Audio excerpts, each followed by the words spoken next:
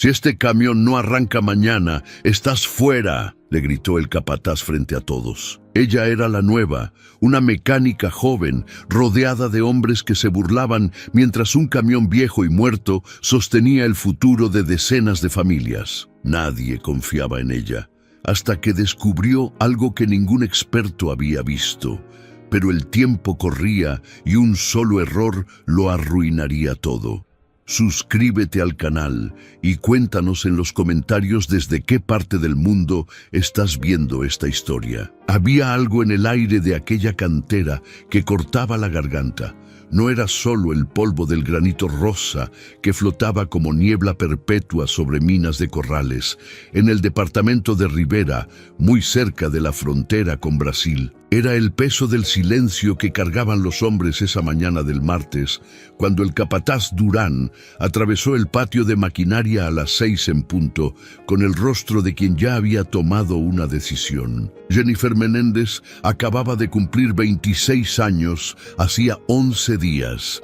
Llevaba exactamente 3 jornadas trabajando en aquella cantera como mecánica contratada de emergencia, enviada desde Montevideo por una empresa de mantenimiento industrial que le debía un favor al dueño de la pedrera. 3 días en los que había ajustado la transmisión de una excavadora Caterpillar, reparado el sistema hidráulico de una grúa Pórtico y reorganizado el caótico almacén de repuestos donde todo parecía haber sido arrojado al azar durante décadas. Pero nada de eso importaba ahora, porque Durán se detuvo frente al galpón de mantenimiento, señaló con el dedo hacia el fondo del predio donde descansaba una mole de metal rojo descolorido y dijo con voz que no admitía réplica: si este camión no arranca para mañana, estás fuera. No fue una amenaza, fue un hecho, una sentencia que cayó sobre los hombros de Jennifer con el peso de esas toneladas de granito que la cantera extraía cada semana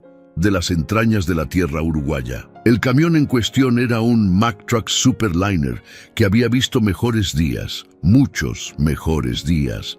Fabricado probablemente en 1974 o 1975, con su característica cabina cuadrada y su parrilla frontal cromada que alguna vez brilló bajo el sol, pero ahora estaba opaca, cubierta de una capa de polvo rosado que se adhería a todo en aquel lugar. Era el único vehículo de la empresa con capacidad para transportar los bloques gigantes de granito que pesaban entre 20 y 30 toneladas. Los bloques que representaban el corazón del negocio, los bloques que ahora esperaban, perfectamente cortados y pulidos, listos para viajar. El contexto era devastador en su simplicidad. La cantera acababa de firmar un contrato con Marmi di Carrara, una empresa italiana especializada en revestimientos de lujo para palacios y hoteles de 5 estrellas. 12 bloques de granito rosa, de esa tonalidad única que solo se encontraba en aquellas colinas del norte uruguayo,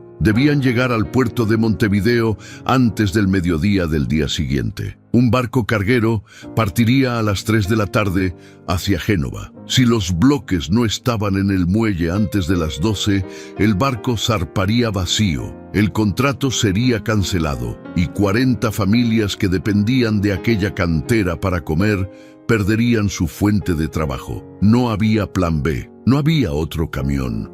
No había tiempo para alquilar maquinaria de otras empresas. Todo dependía de aquel Mack Superliner que llevaba 5 días completamente muerto. Jennifer caminó despacio hacia el camión mientras el sol de la mañana comenzaba a calentar el patio. Sus botas dejaban marcas en el polvo rosado que cubría el suelo de tierra compactada. Podía sentir las miradas de los operarios clavadas en su espalda. Algunos se habían reído cuando ella llegó. Mandaron a una chica para hacer trabajo de hombre, había dicho uno de los operadores de excavadora. Otro había preguntado si ella sabía la diferencia entre un motor diésel y una licuadora. Jennifer no había respondido, nunca respondía. Dejaba que las herramientas hablaran por ella. El Mack Superliner la esperaba como un gigante dormido. Jennifer rodeó el vehículo lentamente, observando. La carrocería estaba abollada en varios lugares. señales de años transportando cargas que desafiaban la física. Los neumáticos eran nuevos, al menos eso. Alguien había intentado mantener la máquina con vida. Las placas de matrícula uruguayas estaban tan sucias que apenas se podían leer los números. Abrió la puerta del conductor. El interior de la cabina olía a diésel viejo, a cuero agrietado, a sudor de décadas de choferes que habían pasado jornadas enteras allí dentro. El volante estaba desgastado en los puntos donde las manos se agarraban con más fuerza. El tablero de instrumentos era analógico, con agujas y relojería mecánica de otra época. Jennifer subió al asiento y por un momento simplemente se quedó allí, sintiendo el espacio, escuchando el silencio del motor apagado. Durán apareció junto a la ventanilla abierta. El mecánico anterior se llama Osvaldo, dijo sin preámbulos. Trabajó aquí 15 años. Conocía este camión mejor que a su propia mujer. Probó de todo. Cambió filtros, limpió el tanque, revisó la bomba inyectora completa, hasta desmontó parte del cabezote. Nada. El motor arranca. Funciona 10 segundos y se muere. Osvaldo juró que era eléctrico. Pasó 2 días completos revisando cables. Al final, agarró sus herramientas y se fue. Dijo que esto estaba más allá de él. Jennifer asintió despacio, sin apartar la vista del tablero. ¿Cuánto tiempo tengo? 24 horas. El camión tiene que estar cargado y en ruta mañana a las 6 de la mañana. Son 9 horas hasta Montevideo. Necesitamos 3 horas de margen para imprevistos. Durán hizo una pausa. Si no llegas, 40 personas se quedan sin trabajo, incluyéndome a mí. La presión cayó sobre el galpón como una losa de granito. Jennifer bajó del camión y pidió 2 cosas: una linterna potente y la llave del almacén de herramientas. Durán le entregó ambas sin decir nada más. Sabía que las palabras no arreglarían motores. Jennifer abrió el capó del Mack Superliner. El motor E9V8 de 500 caballos la recibió con su masa imponente de hierro fundido y acero. 8 cilindros dispuestos en V, sistema de inyección mecánica Bosch, sin computadoras, sin sensores electrónicos complejos. Pura ingeniería de los años 70, cuando los motores se construían para durar eternidades, pero se reparaban con martillos y sentido común. Lo primero que notó no fue visual, fue olfativo. Había un olor en el compartimiento del motor que no encajaba. No era el olor normal de aceite quemado que dejan los motores viejos. No era combustible rancio. Era algo más sutil.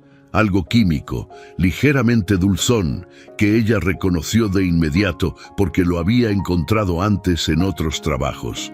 Era el olor de goma sintética deteriorada por calor extremo. Se quedó inmóvil durante 10 minutos completos, solo mirando el motor desde diferentes ángulos. No tocó nada. Los operarios empezaron a impacientarse. Desde el edificio de la oficina, Durán gritó: ¿vas a quedarte ahí mirando o vas a trabajar? Jennifer no respondió. Bajó al suelo, tomó la linterna y una llave de boca número 18 de su mochila de herramientas. Se tendió boca arriba sobre el piso pedregoso, directamente bajo el vientre del Mack Superliner, y desapareció bajo 15 toneladas de acero. Desde afuera solo se veían sus botas sobresaliendo del chasis. El sonido metálico de herramientas golpeando tuberías resonaba en el galpón. Pasó 1 hora, luego 2. Los hombres dejaron de prestarle atención y volvieron a sus trabajos. La cantera no se detenía porque un camión estuviera muerto. Las explosiones controladas seguían quebrando la montaña. Las excavadoras seguían cargando escombros. El mundo continuaba girando. Pero bajo ese camión, en la penumbra iluminada solo por el haz de su linterna, Jennifer Menéndez estaba siguiendo la línea de combustible con precisión quirúrgica. Desde el tanque principal hasta el motor, centímetro a centímetro, palpando cada conexión, cada abrazadera, cada curva de la tubería. Y fue allí, oculto detrás del soporte del eje trasero, en un lugar donde ninguna mano casual llegaría jamás, que sus dedos encontraron algo que no debería estar allí. Una válvula que no figuraba en ningún manual de fábrica del Mack Superliner. Jennifer sonrió en la oscuridad bajo el camión. Acababa de encontrar el fantasma que había derrotado a Osvaldo. Jennifer salió de debajo del camión con las manos negras de grasa y polvo de granito pegado en el cabello. Eran casi las 10 de la mañana. Había pasado 3 horas bajo ese chasis monumental, siguiendo cada centímetro de tubería como si estuviera leyendo un mapa del tesoro escrito en acero y caucho. Y ahora, de pie junto al Mack Superliner con el sol del mediodía acercándose, tenía en su mano derecha una pieza que pesaba apenas 300 gramos, pero que había sido suficiente para derrotar a un mecánico con 15 años de experiencia. Era una válvula reguladora de flujo de combustible, pero no era una pieza original de Mack Trucks. Ni siquiera era una pieza diseñada para motores diésel pesados. Por la forma del cuerpo y el tipo de rosca, Jennifer reconoció que era una válvula adaptada de sistemas hidráulicos industriales, probablemente instalada décadas atrás por algún mecánico que pensó que podría mejorar el rendimiento del camión en subidas pronunciadas, regulando el flujo de combustible de manera más precisa. La teoría era buena. La ejecución había sido un desastre a largo plazo. Jennifer llevó la válvula hasta la mesa de trabajo del galpón de mantenimiento y la colocó bajo la luz directa de una lámpara de trabajo. Durán se acercó desde la oficina, caminando con esa prisa controlada de quien sabe que cada minuto cuenta, pero no quiere demostrarlo. ¿Qué encontraste? Jennifer no respondió inmediatamente. Tomó un destornillador de punta plana y comenzó a desmontar la válvula con movimientos precisos. El cuerpo externo era de latón, resistente a la corrosión. Pero cuando separó las dos mitades y expuso el mecanismo interno, el problema se reveló con claridad brutal. La membrana reguladora, que debía ser una pieza flexible de caucho sintético de alta resistencia, estaba completamente degradada. En lugar de una superficie lisa y uniforme, lo que quedaba era una masa irregular, agrietada, con partes que se habían desintegrado en fragmentos pequeños como granos de arena negra. El calor extremo generado por años de trabajo pesado en la cantera, combinado con la vibración constante del motor y la calidad probablemente inferior del material de esa válvula genérica, había convertido el caucho en una bomba de tiempo química. ¿Ves esto? Jennifer señaló los fragmentos. Cada vez que el motor trabaja, el calor hace que pedacitos de esta membrana se desprendan. Son tan pequeños que pasan a través del filtro de combustible, llegan hasta los inyectores, bloquean los orificios. El motor recibe combustible, arranca y entonces hizo una pausa dramática. Uno de esos fragmentos llega al lugar equivocado, corta el flujo, el motor se ahoga, se apaga. Durán frunció el ceño. Pero Osvaldo revisó los inyectores, los limpió todos. Seguro que sí, Jennifer asintió. Y probablemente el motor funcionó bien por un rato después de eso, hasta que otro fragmento se desprendió y volvió a bloquear algo. Es intermitente, aleatorio, por eso es tan difícil de diagnosticar. No es una falla constante, es un fantasma que aparece y desaparece. El capataz se pasó la mano por el rostro. Las líneas de preocupación en su frente se hicieron más profundas. ¿Puedes arreglarlo? Puedo. Jennifer miró el reloj en la pared del galpón. Pero necesito hacer las cosas bien. Si solo quito esta válvula y reconecto el sistema, el motor va a arrancar. Pero toda la línea de combustible está contaminada con estos fragmentos. Necesito limpiarla completamente. Cada metro de tubería, desde el tanque hasta los inyectores. Si dejo aunque sea uno de estos pedacitos adentro, vamos a tener el mismo problema a mitad de camino a Montevideo. Las palabras cayeron como piedras en agua quieta. Durán calculó mentalmente. Montevideo estaba a 9 horas de distancia por rutas que atravesaban el interior del país. Si el camión se detenía a mitad del viaje, cargado con 30 toneladas de granito, no habría forma de llegar a tiempo. El barco zarparía. El contrato se perdería. ¿Cuánto tiempo necesitas?, preguntó con voz tensa. Jennifer observó el Mack Superliner desde la mesa de trabajo. Mentalmente ya estaba desmontando todo el sistema de alimentación de combustible.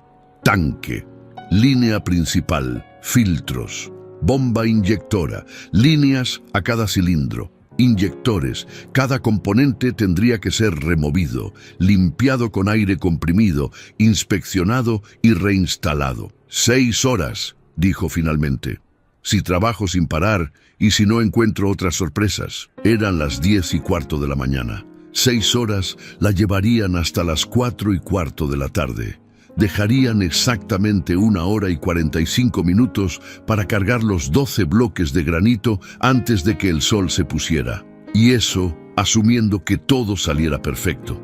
Que no hubiera tornillos atascados, que no se rompiera ninguna herramienta, que el universo decidiera cooperar por una vez. ¡Hazlo! Durán dio media vuelta hacia la oficina. Voy a preparar la grúa para cargar en cuanto el camión esté listo. Jennifer no perdió tiempo.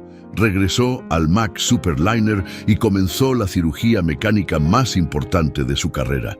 Primero, desconectó la batería para evitar cualquier chispa cerca del combustible. Luego, colocó una bandeja de drenaje enorme bajo el tanque y abrió la válvula de purga.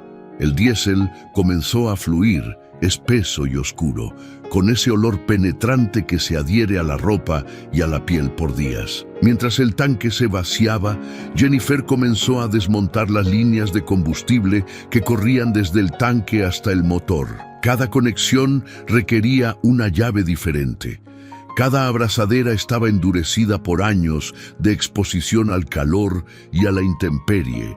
Sus manos trabajaban con precisión, pero también con velocidad. No había espacio para la perfección estética, solo para la efectividad funcional. Uno de los operarios jóvenes de la cantera, un muchacho de no más de 20 años, llamado Sebastián, se acercó con curiosidad.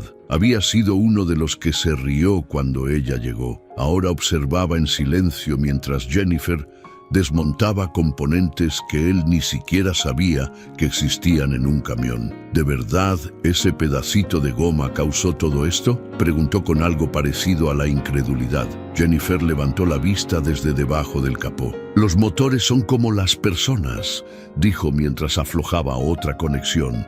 No son los problemas grandes los que los matan, son las cosas pequeñas que nadie ve. Una grieta diminuta, una pieza barata en el lugar equivocado, un detalle que alguien pasó por alto hace 30 años. Esas son las cosas que te dejan tirado en medio de la ruta. Sebastián asintió lentamente. Algo en las palabras de Jennifer le llegó más allá de la mecánica. Se quedó allí, viéndola trabajar, y después de un rato preguntó, ¿necesita ayuda? Fue la primera vez en 3 días que alguien en esa cantera le ofrecía ayuda sin condescendencia. Jennifer le entregó una llave inglesa. Sostén esta tubería mientras yo aflojo la abrazadera. Si se mueve, vamos a perder otros 20 minutos realineando todo. Sebastián tomó la tubería con cuidado. Sus manos eran grandes, curtidas por el trabajo físico de la cantera, pero sorprendentemente delicadas cuando se concentraba. Trabajaron juntos durante la siguiente hora, removiendo cada sección de la línea de combustible y colocándolas sobre lonas limpias en el suelo del galpón.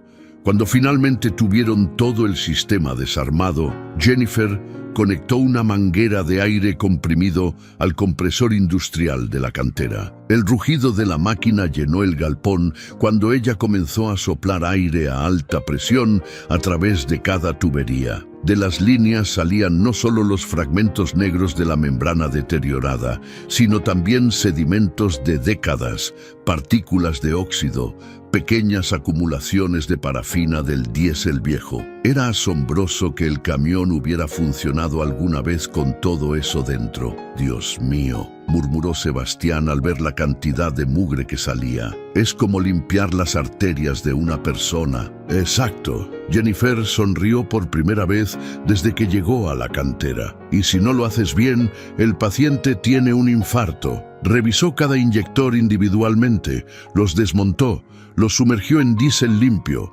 Sopló aire comprimido a través de los orificios microscópicos por donde debía salir el combustible atomizado. Algunos estaban tan obstruidos que tuvo que usar un alambre finísimo para despejarlos. Era un trabajo que requería paciencia de cirujano y manos firmes. El reloj avanzaba. Las 12 del mediodía llegaron y pasaron.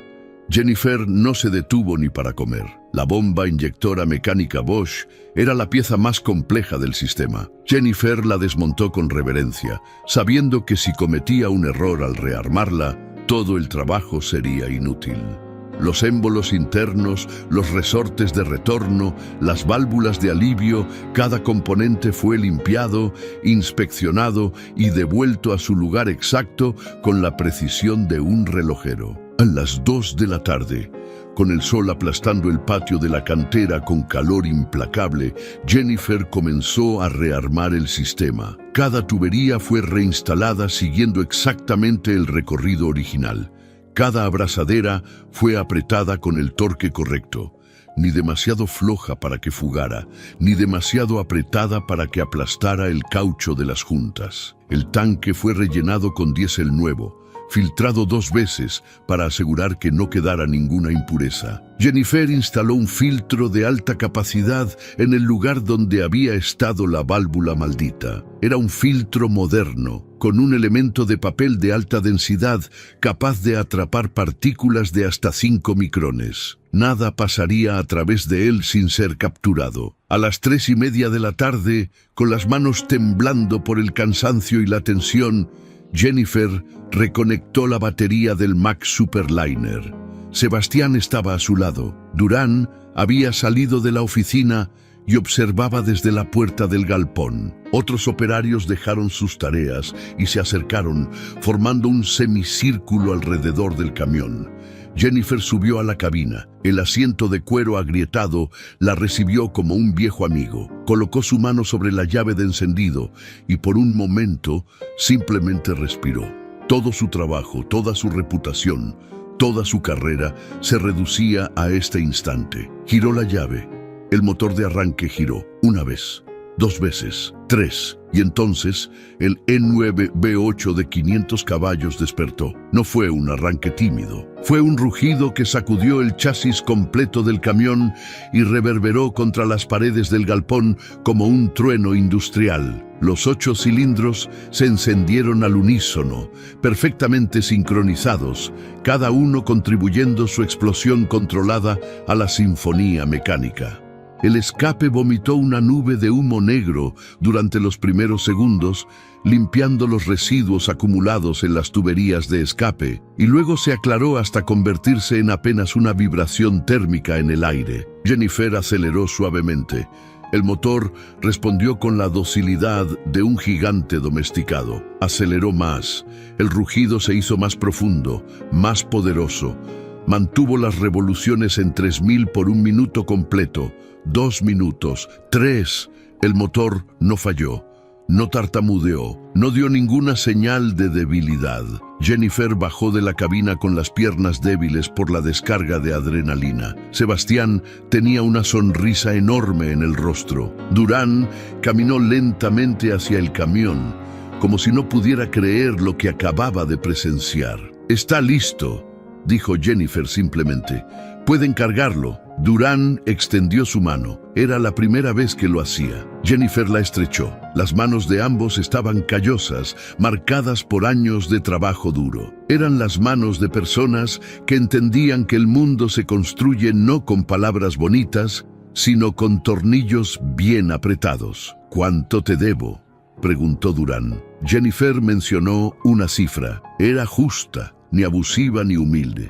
El precio exacto de 6 horas de experiencia que habían salvado 40 empleos. Pero todavía faltaba algo. El Mac Superliner había vuelto a la vida, pero aún tenía que demostrar que podría llevar 30 toneladas de granito rosa a través de 9 horas de carreteras uruguayas. Y el verdadero examen estaba a punto de comenzar. La grúa pórtico que utilizaban para mover los bloques de granito era una bestia amarilla de fabricación alemana, con brazos hidráulicos capaces de levantar 40 toneladas sin inmutarse. Cuando sus cables de acero se tensaron alrededor del primer bloque de granito rosa, el aire mismo pareció comprimirse con el peso de lo que estaba en juego. Jennifer observaba desde el lateral del Mack Superliner mientras Durán coordinaba la operación de carga. Cada bloque medía aproximadamente 2,5 metros de largo por 1,5 metros de ancho y 1 metro de alto. Eran piezas perfectamente cortadas, con superficies pulidas que reflejaban la luz del sol de la tarde como espejos rosados. Cada una había requerido semanas de trabajo, explosivos para separar la roca de la montaña, sierras de diamante para dar forma, pulidoras industriales para lograr ese acabado que los italianos pagarían fortunas por instalar en villas toscanas y hoteles de la costa amalfitana. El primer bloque descendió sobre la plataforma de carga del camión con un golpe sordo que hizo que todo el vehículo se hundiera varios centímetros sobre sus amortiguadores. Durán y 2 operarios experimentados comenzaron a asegurar la carga con cadenas de acero del grosor de un brazo humano. No podían permitirse que nada se moviera durante el viaje.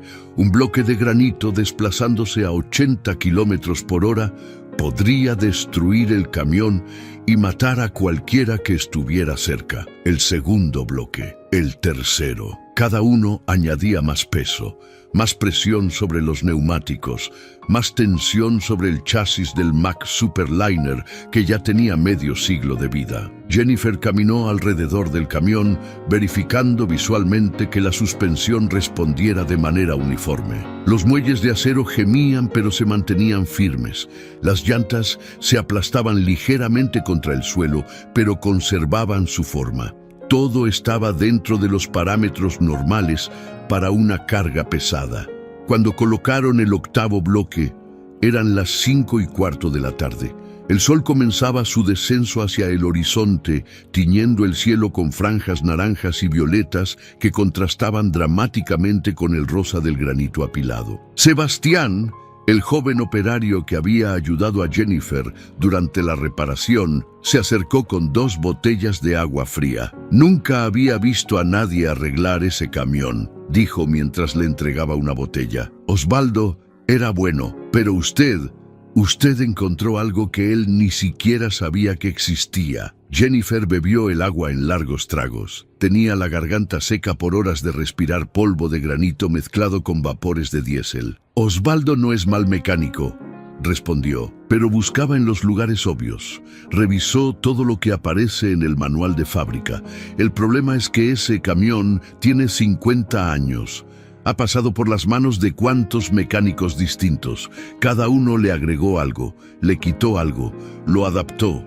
Con el tiempo, un vehículo así deja de ser lo que el fabricante diseñó y se convierte en algo único. Tiene su propia historia escrita en tornillos y soldaduras. Sebastián miró el Mack Superliner con renovado respeto, como si acabara de darse cuenta de que no era simplemente una máquina, sino un organismo vivo con biografía propia. ¿Cree que va a aguantar el viaje? Jennifer observó los 12 bloques ya cargados y asegurados.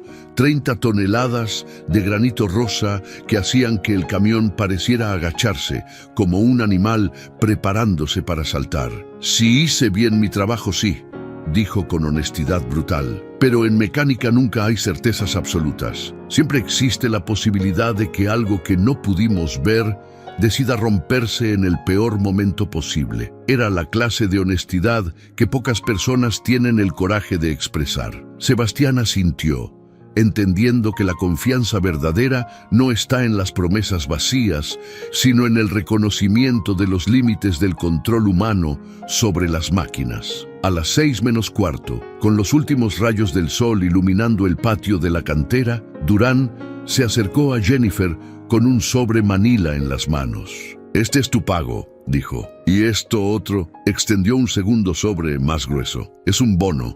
Si el camión llega a Montevideo sin problemas y entregamos esa carga a tiempo, La mitad de lo que ganamos con el contrato italiano es gracias a ti. Jennifer tomó ambos sobres, pero no los abrió. Simplemente los guardó en el bolsillo interno de su chaqueta de trabajo. ¿Quién va a manejar?, preguntó. Roberto. Durán señaló hacia un hombre de unos 50 años, de contextura robusta y rostro curtido por décadas de trabajo al aire libre. Ha manejado este camión por 20 años. Conoce cada curva de la ruta a Montevideo. Si alguien puede llevarlo, es él. Roberto se acercó limpiándose las manos en un trapo. Tenía esa mirada tranquila de las personas que han visto suficiente mundo como para no impresionarse fácilmente, pero también suficiente como para respetar cuando algo merece respeto. Escuché lo que hiciste, le dijo a Jennifer. Osvaldo es mi cuñado. Lo conozco desde que éramos niños. Es buen mecánico. Pero tú tienes algo que él no tiene. ¿Qué cosa?, preguntó Jennifer con genuina curiosidad. Paciencia para buscar donde nadie más busca. Roberto sonrió. Mi cuñado es rápido, eficiente, pero a veces la rapidez hace que te pierdas los detalles pequeños. Y los detalles pequeños son los que matan. Hubo algo en esas palabras que resonó profundo en el pecho de Jennifer. Era el reconocimiento no solo de su habilidad técnica, sino de su filosofía completa de trabajo, de su manera de entender que los motores no se reparan con prisa, sino con atención. «Cuida el camión», dijo Jennifer. «Manténlo entre 2000 y 2500 revoluciones. No lo fuerces en las subidas. Si empieza a sobrecalentarse, detente y revisa los espejos constantemente. Con esa carga, necesitas el doble de distancia para frenar». Roberto asintió, memorizando cada instrucción como si fueran mandamientos sagrados. ¿Y si algo sale mal? Jennifer sacó una tarjeta de su bolsillo con un número de teléfono celular escrito a mano. «Llámame, no importa la hora.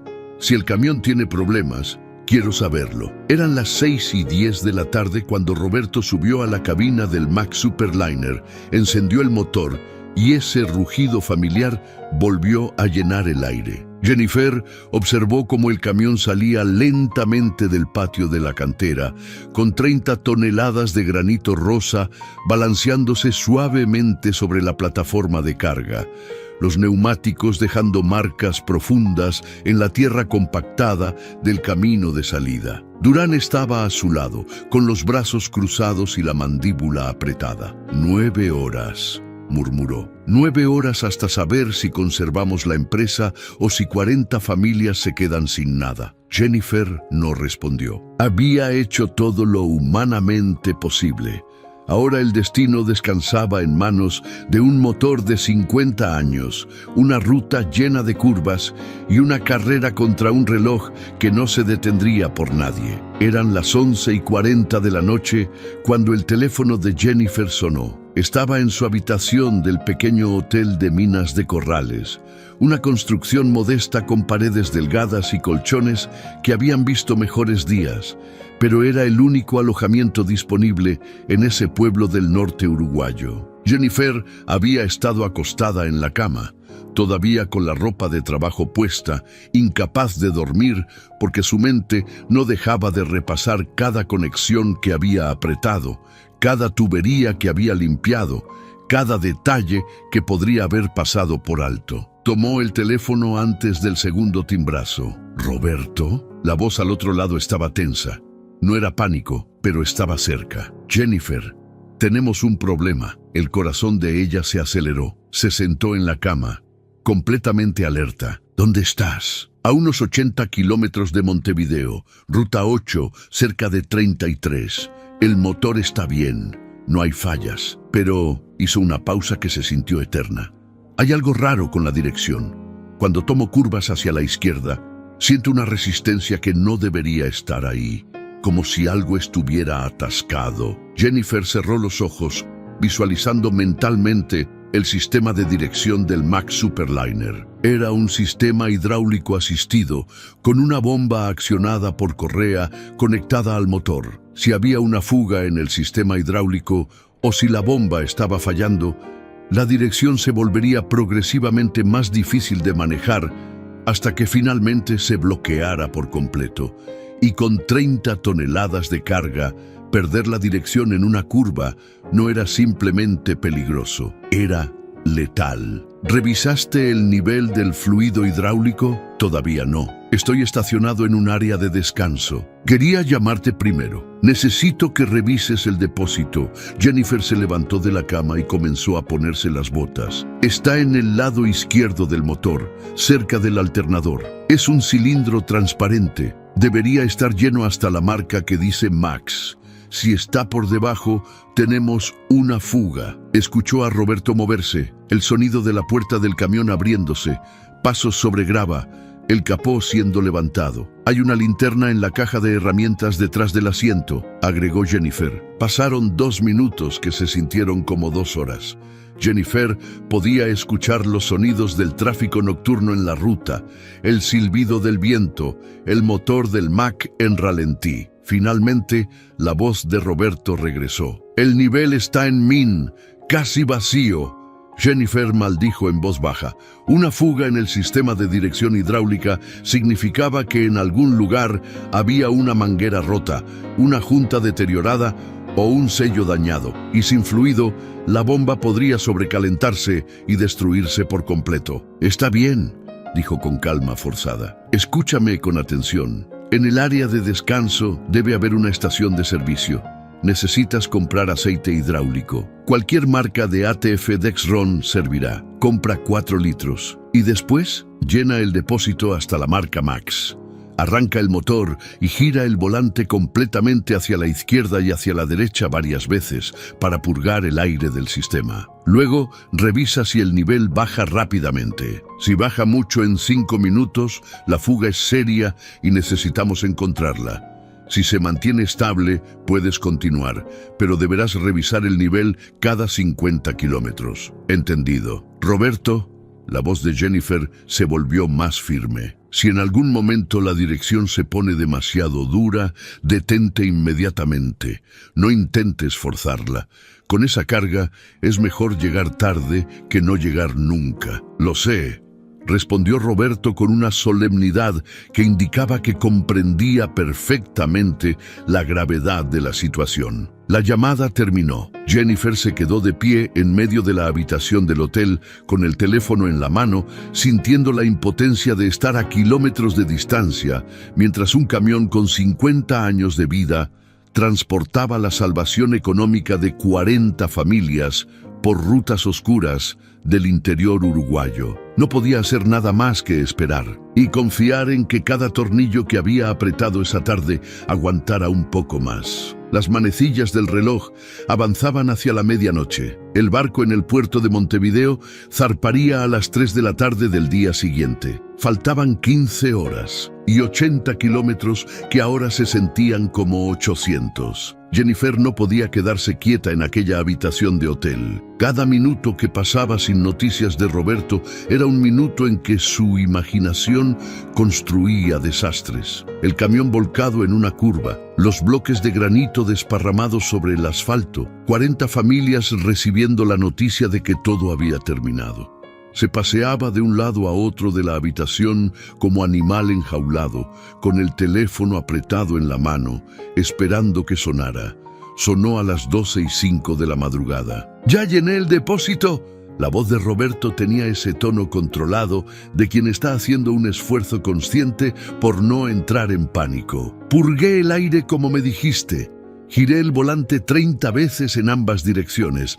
Pero Jennifer, el nivel sigue bajando. No es rápido, pero baja. ¿Cuánto bajó en 5 minutos? Como medio centímetro en el depósito. Jennifer hizo cálculos mentales rápidos. El depósito de fluido hidráulico del Mack Superliner tenía una capacidad de aproximadamente 4 litros. Si estaba perdiendo fluido a esa velocidad, significaba que había una fuga lenta pero constante. No era catastrófica, pero tampoco era ignorable. Con 80 kilómetros por delante, el fluido podría agotarse antes de llegar a Montevideo. Necesito que busques la fuga, dijo Jennifer. Toma la linterna y revisa todas las mangueras de la dirección hidráulica. Son las que van desde la bomba cerca del motor hasta la caja de dirección que está abajo del volante. Busca manchas de aceite, conexiones húmedas, cualquier cosa que brille con la luz. Escuchó a Roberto respirar profundo, preparándose mentalmente para la inspección. El sonido de sus botas sobre el asfalto, el ruido del tráfico nocturno en la Ruta 8, camiones pesados que pasaban a toda velocidad, llevando sus propias cargas urgentes a través de la noche uruguaya. Pasaron 5 minutos, 10. Jennifer estaba a punto de llamar de nuevo cuando Roberto habló. Encontré algo. Hay una manguera en la parte inferior de la caja de dirección. Está húmeda. Gotea muy despacio, como una gota cada 10 segundos. Es difícil de ver porque está escondida detrás del eje delantero. Jennifer cerró los ojos, visualizando exactamente el lugar que Roberto describía. Era una de las mangueras de retorno de baja presión, la que devolvía el fluido desde la caja de dirección hacia el depósito. Probablemente tenía décadas de antigüedad, el caucho deteriorado por años de calor y vibración. Una grieta pequeña que normalmente no sería problema, pero que bajo el estrés de cargar 30 toneladas se había abierto lo suficiente para permitir una fuga lenta. Puedes ver si la manguera está agrietada o si es la conexión la que está floja. Parece que es la manguera misma. Hay una grieta como de 2 centímetros cerca de donde se conecta a la caja. Jennifer tomó una decisión en ese momento. No podía quedarse en Minas de Corrales mientras Roberto enfrentaba esto solo. No después de haber invertido 6 horas de su vida en revivir ese motor.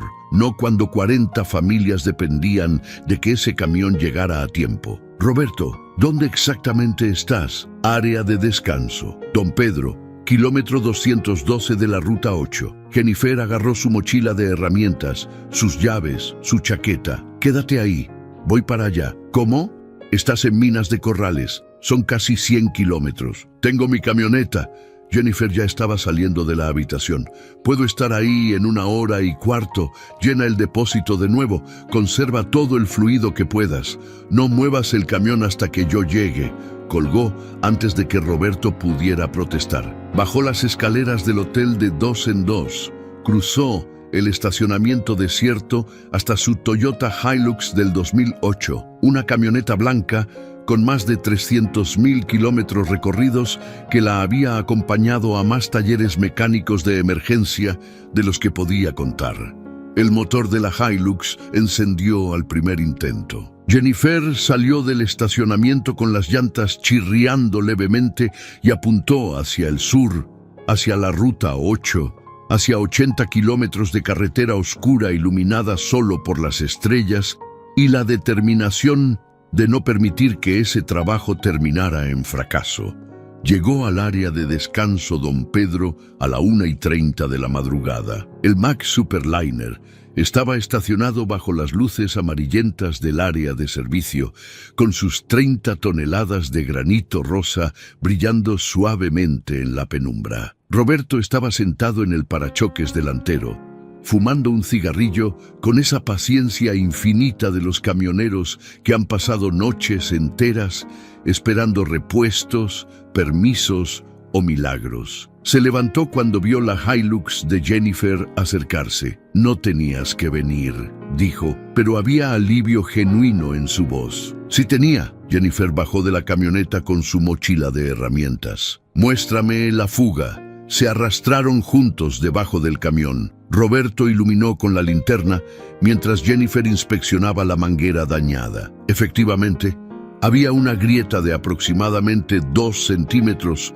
en el caucho de la manguera de retorno, justo antes de la conexión con la caja de dirección. Era el tipo de daño que ocurre cuando una manguera vieja se flexiona una vez más de las que su material puede soportar. No tengo una manguera de repuesto de este diámetro, dijo Jennifer después de medir la conexión. Pero puedo hacer algo temporal que nos lleve hasta Montevideo. De su mochila sacó un rollo de cinta autovulcanizante de silicona, el tipo que se fusiona consigo misma cuando se estira y envuelve alrededor de una superficie.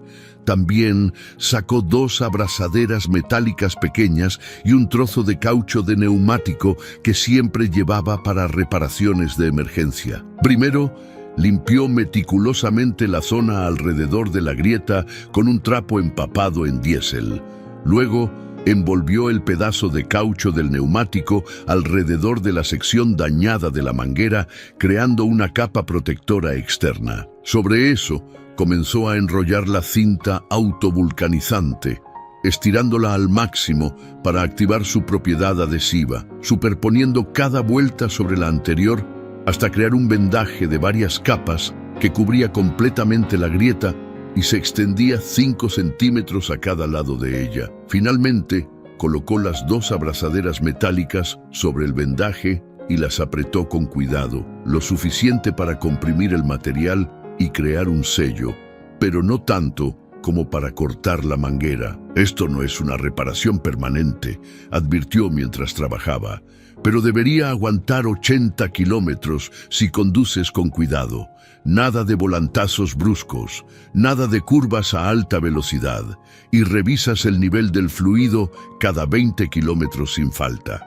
Roberto asintió, observando el trabajo de Jennifer con admiración silenciosa. Era el tipo de reparación que no aparece en ningún manual. El tipo de solución que solo alguien con años de experiencia en el campo puede improvisar con materiales limitados y tiempo más limitado aún. Cuando terminaron, eran las 2:15 de la madrugada. Llenaron el depósito de fluido hidráulico por tercera vez esa noche. Jennifer arrancó el motor del Mack, giró el volante lentamente en ambas direcciones, sintiendo la resistencia, escuchando el funcionamiento de la bomba hidráulica. La dirección respondía suavemente.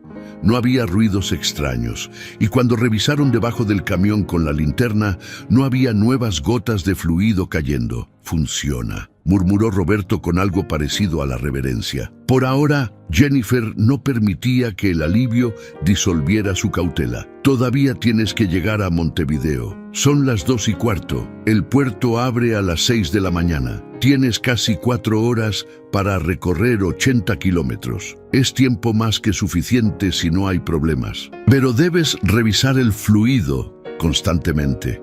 Roberto subió a la cabina, encendió el motor. El rugido familiar del E9 E8 volvió a llenar la noche. Jennifer se quedó allí, parada junto a su Hilux, viéndolo prepararse para reanudar el viaje. Pero antes de partir, Roberto bajó la ventanilla y dijo algo que resonaría en la memoria de Jennifer durante mucho tiempo. «Mi abuelo era mecánico. Trabajó 40 años en un taller en Tacuarembó. Él me enseñó que los buenos mecánicos no son los que tienen más herramientas o más certificados. Son los que no se rinden cuando el problema parece imposible. Tú eres de esos». Y sin esperar respuesta, puso el Mack Superliner en primera velocidad y salió lentamente del área de descanso con las luces traseras brillando en rojo contra la oscuridad, arrastrando 30 toneladas de granito y las esperanzas de 40 familias hacia un puerto que no esperaría ni un minuto después del mediodía. Jennifer subió a su Hilux. No siguió inmediatamente a Roberto. Se quedó sentada en el asiento del conductor, con las manos todavía temblando por la adrenalina, observando las luces traseras del camión desaparecer en la distancia. Había hecho todo lo posible. Había encontrado una válvula fantasma que derrotó a un mecánico con 15 años de experiencia. Había limpiado cada centímetro de un sistema de combustible contaminado. Había improvisado una reparación de emergencia en medio de la madrugada en una carretera desolada. Ahora solo quedaba esperar y rezar para que el caucho, el acero y el ingenio humano pudieran resistir 80 kilómetros más. Jennifer no regresó a Minas de Corrales esa madrugada. En lugar de eso, condujo su Hilux directamente hacia Montevideo, manteniéndose varios kilómetros detrás del Mack Superliner, lo suficientemente lejos como para no parecer que estaba persiguiendo a Roberto, pero lo suficientemente cerca como para poder responder si algo salía mal. Era una escolta silenciosa, invisible, el tipo de cuidado que solo alguien que realmente entiende la fragilidad de las máquinas puede ofrecer. Las carreteras uruguayas a las 3 de la madrugada tienen una cualidad casi irreal. Están vacías en su mayoría, apenas interrumpidas por el ocasional camión de carga internacional que cruza hacia Brasil o Argentina. El cielo estaba despejado, sin luna pero lleno de estrellas que brillaban con esa intensidad que solo se ve lejos de las ciudades. Y adelante, en la distancia, las luces traseras rojas del Mack Superliner avanzaban constantes, sin titubeos, como un faro guiando el camino a través de la oscuridad. Roberto cumplió religiosamente con las instrucciones de Jennifer. Cada 20 kilómetros se detenía brevemente en el arcén, encendía las luces de emergencia, bajaba y revisaba el nivel del fluido hidráulico con una linterna. Jennifer lo observaba desde la distancia, esperando en su camioneta, lista para intervenir si veía cualquier señal de problema. Pero el nivel se mantenía estable. La reparación improvisada con cinta autovulcanizante y abrazaderas metálicas estaba aguantando. El caucho del neumático envuelto alrededor de la manguera agrietada estaba haciendo exactamente lo que Jennifer había calculado que haría: distribuir la presión, proteger la grieta, darle al sistema dañado una última oportunidad de funcionar. A las 4:30 de la madrugada, las luces de Montevideo comenzaron a aparecer en el horizonte. Primero, solo un resplandor difuso contra el cielo nocturno. Luego, poco a poco, se fueron definiendo las siluetas de los edificios, las torres de antenas, los tanques de almacenamiento del puerto que se elevaban como gigantes dormidos junto al río de la Plata. Roberto tomó la salida hacia la zona portuaria. El Mack Superliner descendió por las rampas de acceso con esa cautela que caracteriza a los conductores experimentados cuando llevan cargas preciosas. Jennifer lo siguió, manteniendo siempre esa distancia respetuosa. No quería que Roberto sintiera que ella dudaba de su capacidad. Simplemente necesitaba ver con sus propios ojos que el trabajo que había comenzado en aquella cantera del norte terminara correctamente. El puerto de Montevideo nunca duerme realmente. Incluso a las 5 de la mañana había actividad. Grúas portuarias que descargaban contenedores de barcos recién llegados, montacargas que transportaban pallets envueltos en plástico, trabajadores con chalecos reflectantes que coordinaban operaciones de carga con radios y tabletas electrónicas. Y en el muelle número 7, el carguero italiano Stella di Genova esperaba con sus bodegas abiertas, listo para recibir los 12 bloques de granito rosa que viajarían a través del Atlántico hasta convertirse en pisos de mármol en alguna villa toscana. Roberto estacionó el Mack Superliner en la zona de descarga designada a las 5:40 de la mañana, 4 horas y 20 minutos antes de la hora límite. Suficiente tiempo para descargar con calma, verificar que cada bloque llegara sin daños, completar la documentación de exportación y asegurar todo en las bodegas del barco. Jennifer estacionó su Hilux en una zona de visitantes y caminó lentamente hacia el camión. Roberto estaba bajando de la cabina, con el rostro marcado por el cansancio de 9 horas de conducción nocturna, cargando 30 toneladas, pero con una sonrisa que valía más que cualquier pago. «Lo logramos», dijo simplemente. Jennifer revisó una última vez el sistema de dirección hidráulica. El vendaje de cinta autovulcanizante seguía intacto. No había fugas nuevas. El depósito estaba en 3/4 de capacidad, más que suficiente para que el camión pudiera regresar eventualmente a Minas de Corrales para una reparación permanente. «Lo lograste tú», corrigió Jennifer. «Yo solo arreglé el camión. Tú lo condujiste». Pero Roberto negó con la cabeza. «No, esto fue trabajo de equipo. Osvaldo habría manejado igual de bien que yo, Pero sin ti encontrando esa válvula maldita, sin ti reparando la fuga en medio de la madrugada, este camión nunca habría salido de la cantera. El supervisor de descarga del puerto se acercó con un portapapeles y una expresión de alivio mal disimulada. Había estado esperando esa carga con ansiedad. Los italianos no eran clientes que toleraran retrasos. Un envío perdido significaba no solo dinero perdido, sino reputación arruinada. —¿Marmidi Carrara? —preguntó verificando los documentos.